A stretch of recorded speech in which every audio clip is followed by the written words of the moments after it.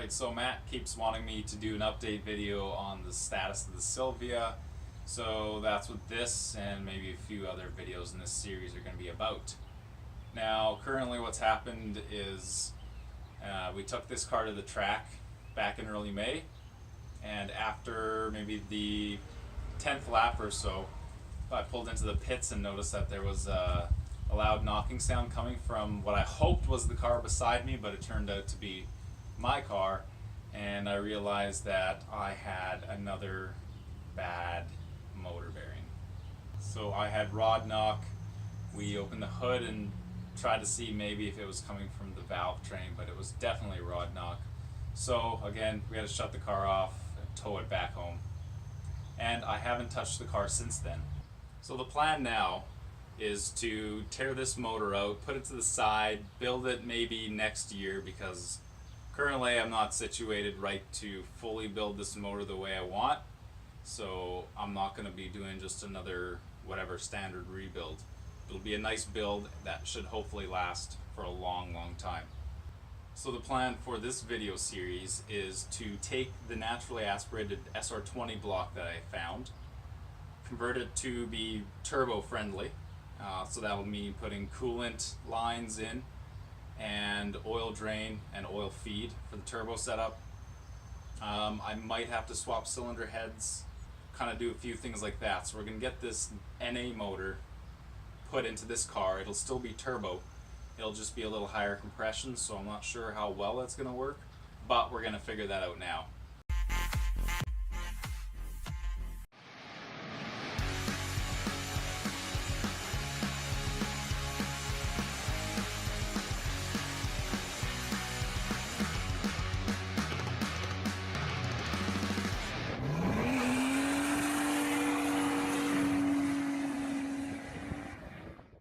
So I'm going to show you guys the motor. So this is an NA motor that I found in the local classifieds, and the history on this motor isn't too clear, but from what I could tell, it came from an S14 chassis, but non-turbo. So it is a rear-wheel drive setup. As you can tell, I've already got this oil feed for the turbo on here because I have in the past run this motor in this car. But I had some issues with that, which I'll go into detail about later. But for right now, I have used this motor as a parts motor for the engine in the car right now, so I'll have to throw a few of those things back. So for instance, the lower oil pan is not on right now. Also the front, you can see the oil pump is no longer installed, so I need to reinstall that. And then if I lift the valve cover off, you can tell that there is no valve train. So I will have to reinstall that. So there's a few things that need to be done on this motor that I'll have to take that motor out and take some parts from. So you can tell on this motor there's a few things that need to be done, but thankfully I have a bin full of parts that should have enough stuff in it for me to actually make a complete motor without having to take the current motor of the car. So I have things like extra oil pump, that's actually my second extra, intake manifold, the lower oil pan is down there, and so I'm gonna get to work on this. So the next step is to take the cylinder head off, and thankfully I already took the camshafts and all the rocker arm assemblies out because I put them in the turbo motor just because the cams have a higher lift. And so I have the turbo stuff sitting on the shelf here, which I'm going to throw in at some point. But for right now, this makes my job a lot quicker because I already have the cams and rockers out. I just have to zip off these bolts and the cylinder head should lift off. The one thing to always note on an SR, and probably other motors out there too, is that it's not only the cylinder head bolts that you have to take out, but there is 1, 2, and possibly even more, but for sure at least 2 bolts on the outside of the cylinder head that hold this thing on. So you want to take note of those as well. So in detail, the outside bolts that have to be removed are this guy right down here, that one up there, and then ones I've already removed were the 2 that go into the oil pump there.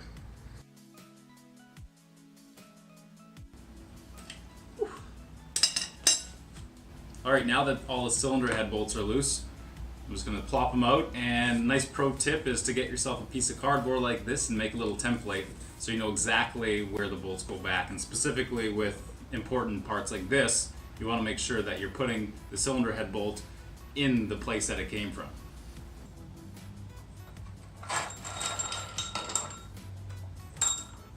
Okay, now the cylinder head should lift right off. Sometimes they need a little coaxing. Nice soft mallet will do that.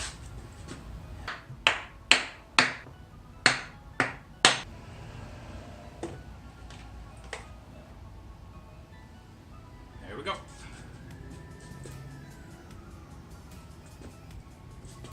And this is kind of interesting. Look what I just found in the cylinder head. Holy crow, those are frickin' squirrels. Those darn squirrels got inside of my motor. Are you kidding me? How'd they do that? Wow. How did they squeeze inside there? They must have gone through the spark plug galleries. Those buggers have just been everywhere in this car.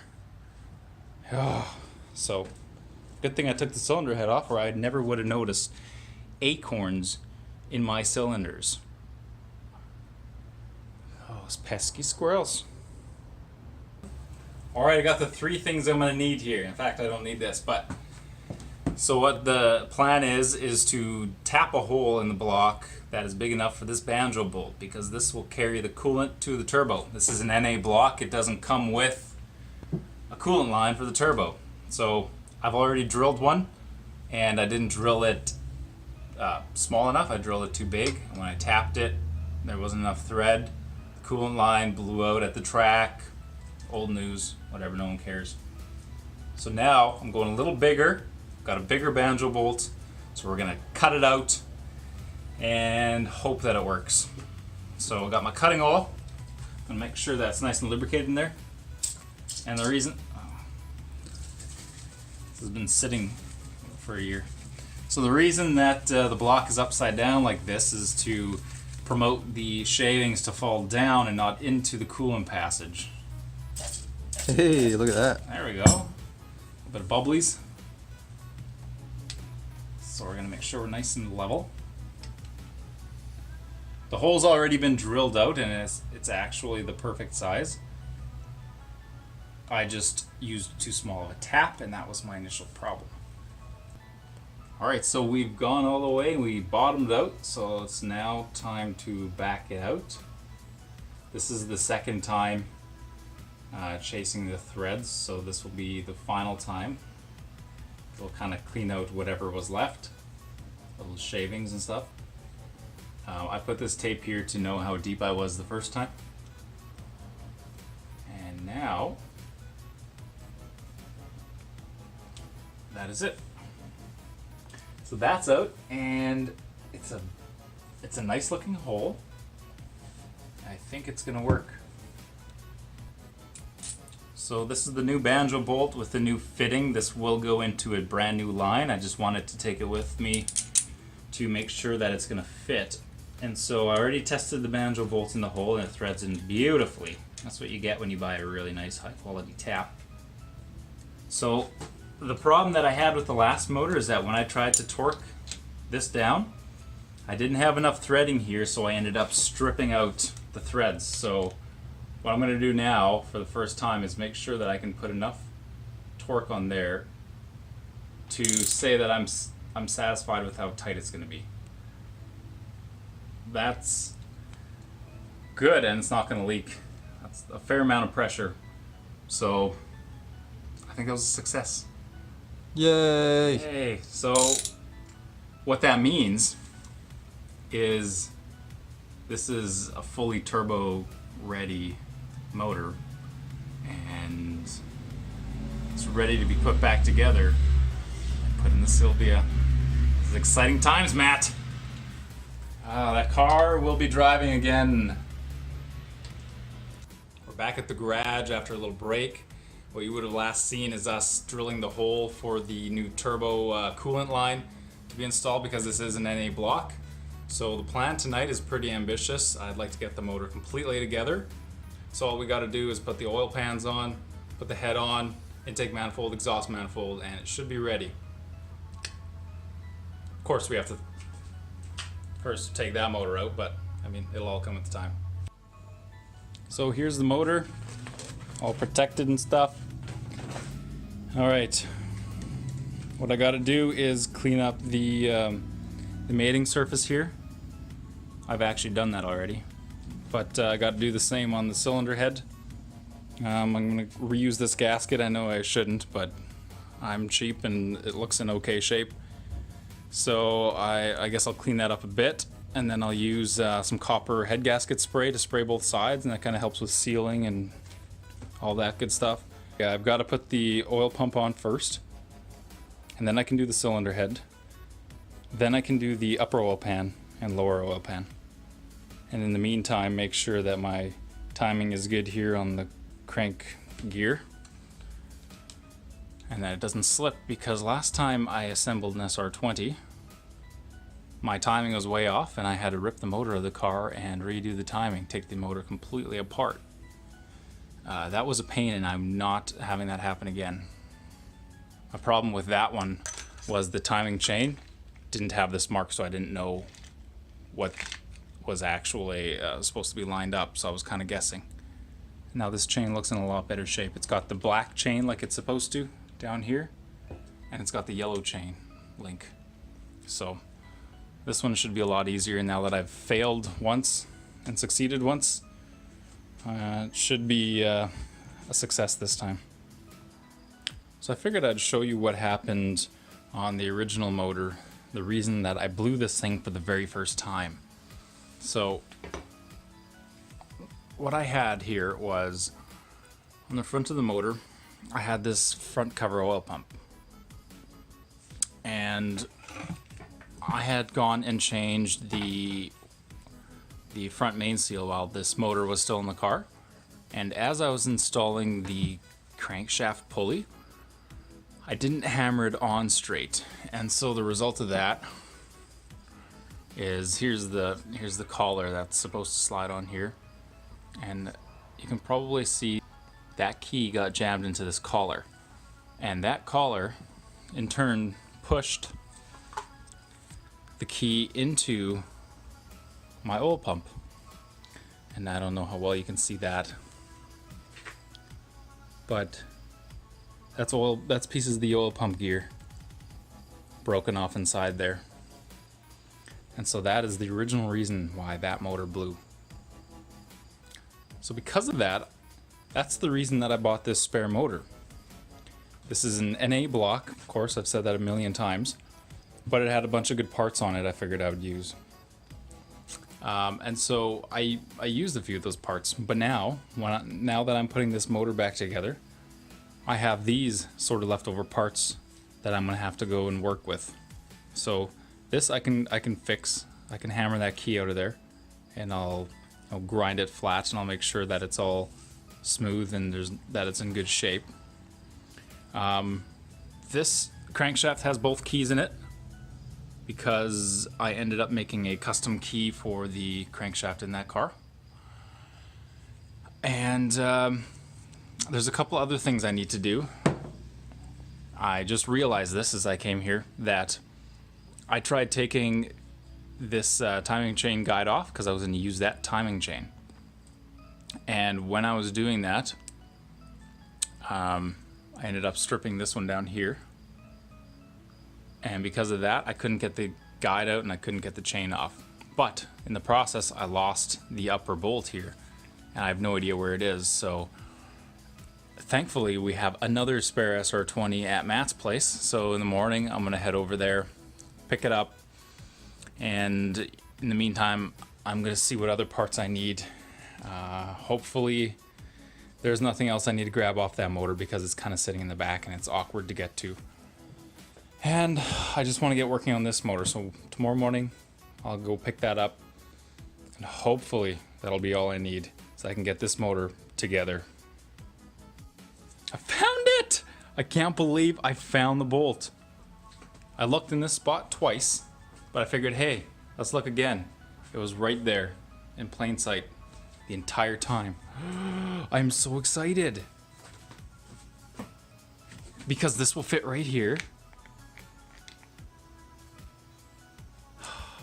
That's so amazing. I was just thinking of what that actually would have meant for me to go to Matt's and take this bolt out.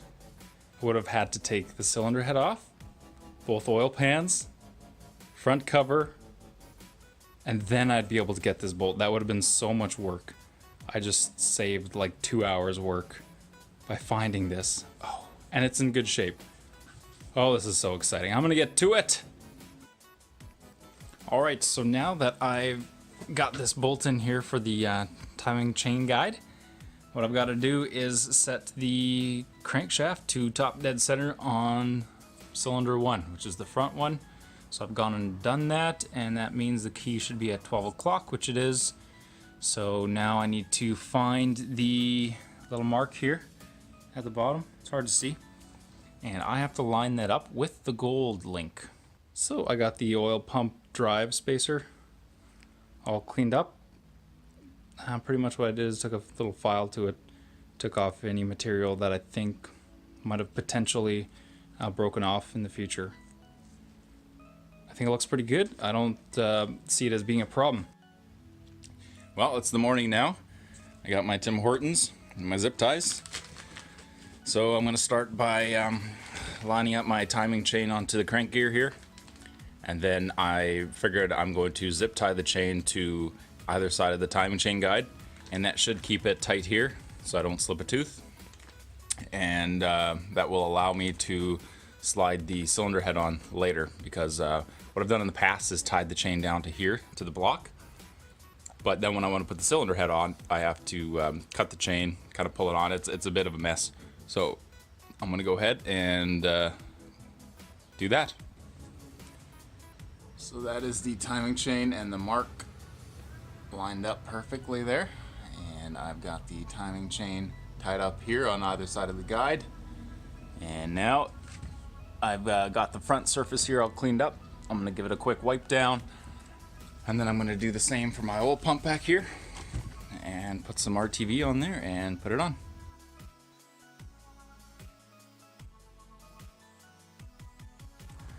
Okay, front cover oil pump is on. It's all torqued to the 4.7 foot-pounds.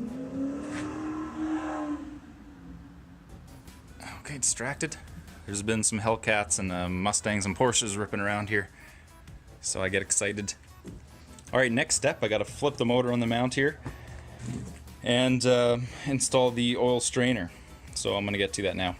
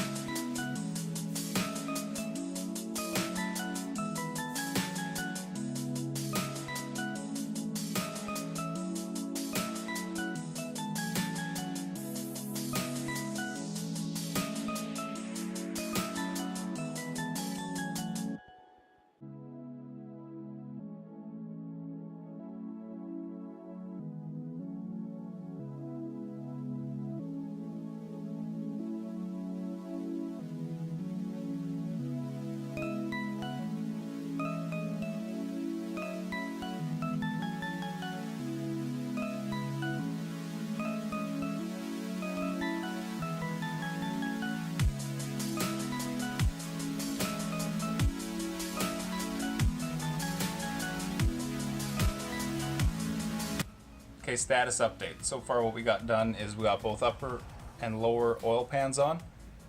In the front here we got the timing cover, front cover, oil pump assembly.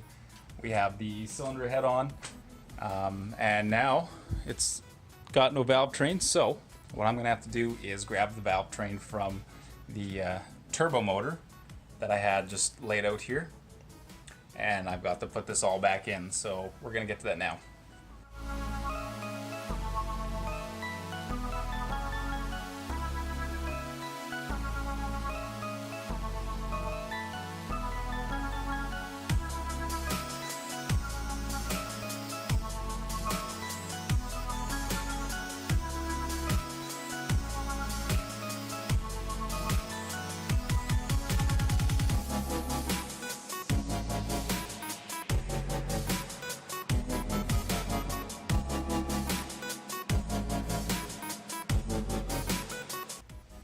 Okay, it's time to install the water pump. This is the unit off the turbo motor. It's an aftermarket unit. End plate feels good, it looks in great condition, so I'm going to reuse it. I've cleaned up both mating surfaces. Now I've got to apply my RTV. This is a very simple installation.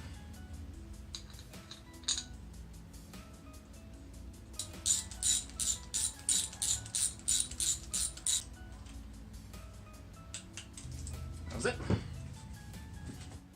Alright, the motor is together. I've done everything I can do without taking the other motor out of the car. So what I've got so far, I'll kind of show you. Full block is together, oil pump, water pump, everything. I need the intake manifold from the turbo car because it's got the bigger fuel injectors for turbo. I think they're 440s, whereas the ones in the NA block and the NA intake manifold are 330s or something, so they're not quite big enough. I also need the exhaust manifold because of course it has the turbo on it. Need the valve cover from the turbo motor as well because there's a couple of reasons. There's no mounting holes tapped out in this block for both the coil packs and for the top plate cover that covers the coil packs.